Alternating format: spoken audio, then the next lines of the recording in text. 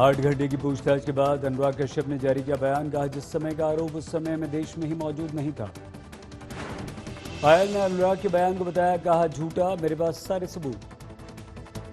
महाराष्ट्र में पिछले 24 घंटों में 15,591 कोरोना के मामले, 424 से ज्यादा की मौत।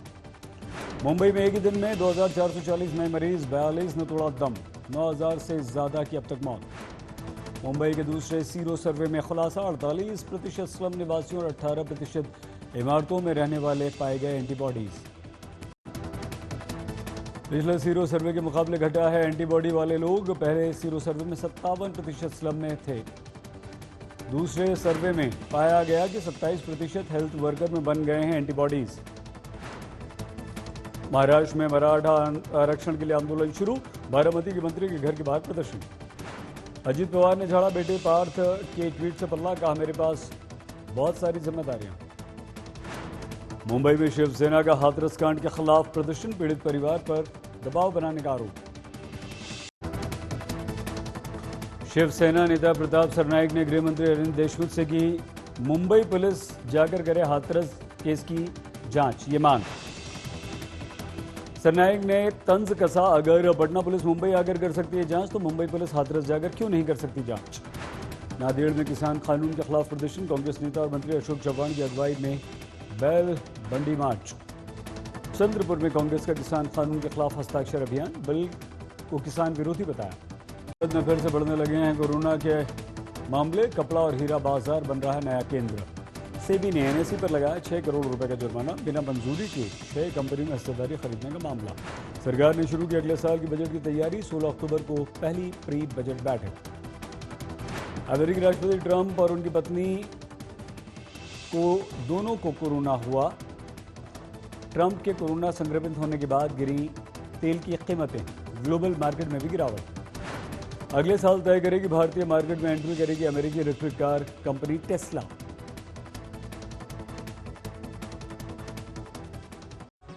नमस्कार, आप देख रहे हैं आज तक, आपके साथ मैं हूं सईद अंसारी। अभिनेत्री पायल घोष के रेप के आरोप को निर्देशक अनुराग कश्यप ने सिरे से खारिज कर दिया। अनुराग कश्यप के अनुसार वो उस समय एक फिल्म की शूटिंग के लिए देश से बाहर थे। अनुराग ने इसके सबूत भी मुंबई पुलिस को मुहैया कराए हैं, लेकिन पायल इसे झूठ बता रही है।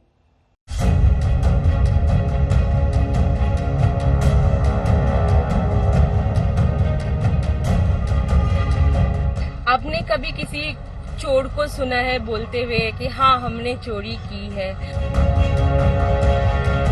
आपने कभी कोई ऐसे सेक्सुअल अब्यूज करते हैं तो कभी सुने हैं बोलते हुए कि हाँ हमने की है? वो तो अपने आप को बचाने की कोशिश करेंगे ना। वो अगर कुछ जाके बोल ही देते तो तुरंत अरेस्ट हो जाते, तो अपने आप को बचाएगा ना। एक्सपेक्टेड है। रेप केस में फंसे डायरेक्टर अनुराग कश्यप की मुंबई पुलिस को दी सफाई पर अभिनेत्री पायल घोष की प्रतिक्रिया ये थी। अपने आप को बचाएगा ना, एक्सपेक्टेड है। अनुराग कश्यप से रेप के आरोप पर गुरुवार को मुंबई पुलिस ने 8 घंटे पूछताछ की थी, जिसमें अनुराग ने पुलिस को बताया कि वो अगस्त 2013 में अपनी एक फिल्म की शूटिंग के लिए श्रीलंका में थे। अनुराग के वकील के मुताबिक अनुराग ने इसके लिए दस्तावेजी सबूत मुंबई पुलिस को मुहैया करा दिए हैं। पायल घोष का कहना है कि उन्होंने भी अपने आरोपों को साबित करने के लिए दस्तावेजी सबूत पुलिस को दिए हैं। हमारे पास भी काफी प्रूफ है। देखिए, बहुत कुछ से डिस्क्लोज नहीं कर सकते, बोलने दीजिए उन्हें क्या बोलना है। सच हमारे साथ है, आ जाएगा सच। मुझे एक्चुअली हंसी आ रहा है। एक तो मुझे एक खुशी है कि इन्वेस्टिगेशन चालू हो गया। दूसरी बात ये है कि उन्होंने जैसे इसको अपने आप को डिफेंड कर रहा है, समथिंग सो फनी। मैं कई बार फेसबुक पे भी पोस्ट किए थे, ट्विटर पे भी किया था, लेकिन मेरे मैनेजर मेरे भाई को वही सब स्क्रीनशॉट भेज के बोला कि अभी के अभी डिलीट करवाओ। तो वो सब चैट भी मैंने ट्विटर पे शेयर किया। तो ऐसे बहुत बार हुआ है, मैं बोलने की कोशिश की, लेकिन मुझे मतलब रोक दिया गया और बोला कि तुम नहीं बोलोगे ये सब। Rather they force me to write 1-2 tweets in favour of the industry, क्योंकि उनका बोलना है कि जिस इंडस्ट्री में काम कर रहे हो इनके साथ पंगा नहीं लेने का। And then so many people से like they are mafia kind of people and that can literally harm you. सूत्रों के मुताबिक पूछताछ के बाद पुलिस ने अनुराग कश्यप से कहा है कि वो मुंबई छोड़कर बाहर न जाएं। पायल घोष ने साल 2017 में ऋषि कपूर की फिल्म पटेल की पंजाबी शादी से अपना डेब्यू किया था। नेक्स्ट स्टेप क्या है, वो लीगल जो मैटर्स है वो मुझे ज्यादा अच्छे से पता नहीं है, तो उसके बारे में मैं तो बोल नहीं पाऊंगी।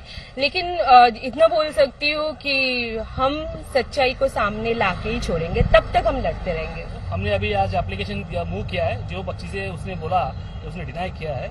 हमने उसका नार्को टेस्ट, पॉलीग्राफ टेस्ट और लाई डिटेक्टर टेस्ट के लिए आज एप्लीकेशन मूव किया है, आज पुलिस स्टेशन में अभी डिस्पैच करके आए और शायद उसके हिसाब से आगे अगली कार्रवाई भी हो सकती है। पायल घोष इंसाफ की गुहार लगाने के लिए केंद्रीय मंत्री रामदास आठवले के साथ महाराष्ट्र के राज्यपाल से भी मिल चुकी हैं। सौरभ वक्तानिया के साथ नुपुर, मुंबई आज तक। महाराष्ट्र के उप मुख्यमंत्री अजीत पवार के बेटे पार्थ पवार के विवादित ट्वीट से उन्होंने पल्ला झाड़ लिया। अजीत पवार ने कहा कि पार्थ ने क्या ट्वीट किया ये देखते रहना ही मेरा काम नहीं है, मेरे पास पूरे महाराष्ट्र राज्य की बहुत सारी जिम्मेदारियां हैं, मेरे कंधे पर ये जिम्मेदारियां हैं, उन्हें पूरा करना है। अजीत पवार ने कहा महाराष्ट्र सरकार मराठा आरक्षण के लिए पूरी तरह से प्रयासरत है।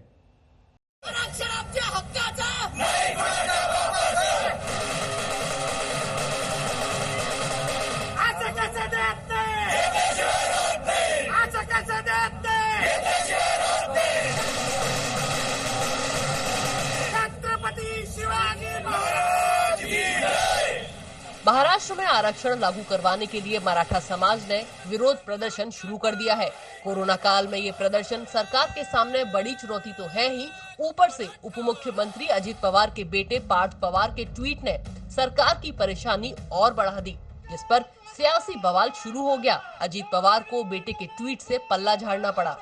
आता अलीकडची मुलं काय ट्वीट करतात, तुम्ही प्रत्येक वेळेस तुमच्या मुलाने हे ट्वीट केलं, मग तुमच्या मुलाने तेवढाच मला उद्योग नाहीये। मला राज्याच्या मध्ये अनेक प्रकारची जबाबदारी असते, जो तो स्वतंत्र विचाराचा असतो आणि प्रत्येकाला काय ट्वीट करावं काय नाही तो ज्याचा त्याचा अधिकार असतो। एनसीपी मुखिया शरद पवार ने भी मराठा समाज को आश्वस्त करने की कोशिश की। महाराष्ट्र सरकार हा सगळे स्टेप उठवण्यासाठी सुप्रीम कोर्टात ऑलरेडी गेलेला आहे आणि आता तो रेकॉर्ड घ्या म्हणतात का ते बेंच घ्या, त्यासाठी बेंच नेवा आणि याच्याबद्दलचा लवकर निर्णय घ्या, याबद्दलची आगली भूमिका महाराष्ट्र शासन घेणार है। इससे पहले सुप्रिया सुले को भी पार्थ पवार के ट्वीट पर सफाई देनी पड़ी थी। दरअसल बीड जिले में आरक्षण के लिए एक मराठा युवक ने आत्महत्या कर ली। इस पर ट्वीट करते हुए पार्थ पवार ने लिखा था, मैं विवेक रहाड़े की दुखद मौत से द्रवित हूँ। इस तरह की दुर्भाग्यपूर्ण घटनाओं की श्रृंखला शुरू होने से पहले मराठा नेताओं को जगाना होगा। इस संकट को हल करने के लिए राज्य सरकार को भी कदम उठाने चाहिए। अपने अगले ट्वीट में पार्थ ने लिखा, विवेक ने हमारे मन में जो ज्वाला प्रज्वलित की है वो पूरी व्यवस्था को अस्त व्यस्त कर सकती है। एक पूरी पीढ़ी का भविष्य दांव पर है। मेरे पास सुप्रीम कोर्ट का रुख करने के अलावा कोई विकल्प नहीं है, इसलिए अदालत के समक्ष लंबित मराठा आरक्षण मामले में हस्तक्षेप याचिका दायर करूंगा।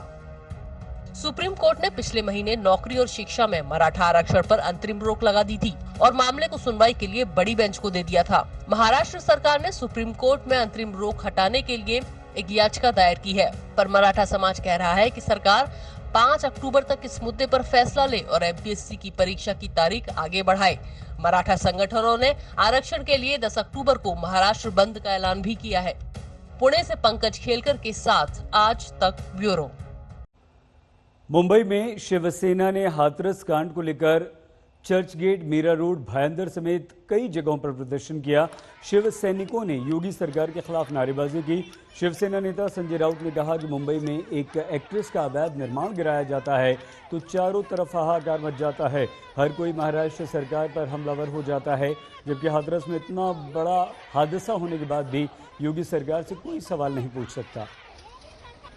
जनतंत्र कोई मानते नहीं है, लोकतंत्र नहीं रहा। किस तरह से उसकी हत्या की, जिस बर्बरता के साथ उस हमारी छोटी बेटी की हत्या की गई ना, हड्डी तोड़ी, पैर तोड़ा, जीभ छाटी। औरंगजेब की औलाद हो क्या आप?